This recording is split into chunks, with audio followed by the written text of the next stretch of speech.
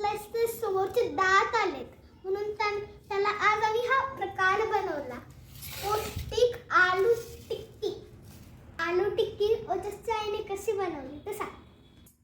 आलू उकडून घेतले, त्यामध्ये मल्टीग्रेन आटा टाकला, त्यामध्ये लसूण पेस्ट टाकली आणि राऊंड राऊंड करून टिक्की बनवली आणि ती टिक्की तुपामध्ये शॅलो फ्राय केली. मल्टीग्रेन आटा तो काही विकत नाही आणला, घरीच बनवला.